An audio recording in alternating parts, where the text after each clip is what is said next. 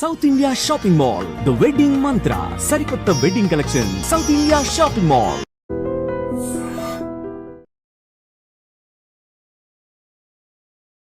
కులగణన చేస్తే ఏమి జరుగుతుందా అన్నటువంటి వాళ్లకు మంత్రివర్గ విస్తరణ ఒక జవాబు రాహుల్ గాంధీ గారు ఇచ్చింది. మొన్న జరిగినటువంటి ఎమ్మెల్సీ ఎన్నికల్లో 5 ఎమ్మెల్సీ ఎన్నికలు బలహీన వర్గాలకు సామాజిక న్యాయం జరిగితే తిరిగి ఈరోజు ఏర్పడుతున్నటువంటి మంత్రివర్గం కూడా అదే సామాజిక న్యాయానికి ప్రాధాన్యత ఇచ్చింది. ఇది కాంగ్రెస్తోనే సాధ్యం. రాహుల్ గాంధీ గారికి ధన్యవాదాలు, సోనియా గాంధీ గారికి, మల్లికార్జున ఖార్గే గారికి, ముఖ్యమంత్రి రేవంత్ రెడ్డి గారికి, పిసిసి మహేష్ కుమార్ గౌడ్ గారికి హృదయపూర్వకంగా ధన్యవాదాలు తెలియజేస్తా ఉన్నాను.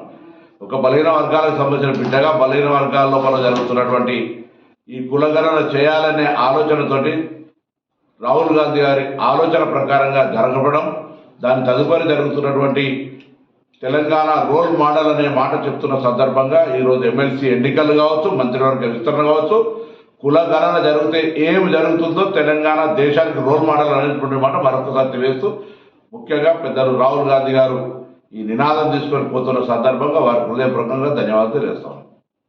కులగణన చేస్తే ఏమి జరుగుతుందా అన్నటువంటి వాళ్లకు మంత్రివర్గ విస్తరణ ఒక జవాబు రాహుల్ గాంధీ గారు ఇచ్చింది.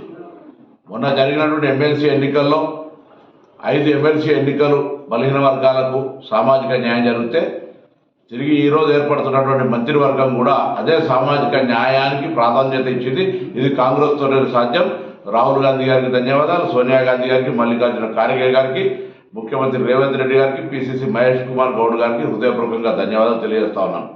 ఒక బలహీన వర్గాలకు సంబంధించిన బిడ్డగా బలహీన వర్గాల లోపల జరుగుతున్నటువంటి ఈ కులగణన చేయాలనే ఆలోచనతోటి రాహుల్ గాంధీ గారి ఆలోచన ప్రకారంగా జరగడం, దాని తదుపరి జరుగుతున్నటువంటి తెలంగాణ రోల్ మోడల్ అనే మాట చెప్తున్న సందర్భంగా ఈరోజు ఎమ్మెల్సీ ఎన్నికలు కావచ్చు, మంత్రివర్గ విస్తరణ కావచ్చు, కులగణన జరిగితే ఏమి జరుగుతుందో తెలంగాణ దేశానికి రోల్ మోడల్ అనేటువంటి మాట మరొకసారి తెలియజేస్తూ, ముఖ్యంగా పెద్దలు రాహుల్ గాంధీ గారు ఈ నినాదం తీసుకొని పోతున్న సందర్భంగా వారికి హృదయపూర్వకంగా ధన్యవాదాలు తెలియజేస్తాను.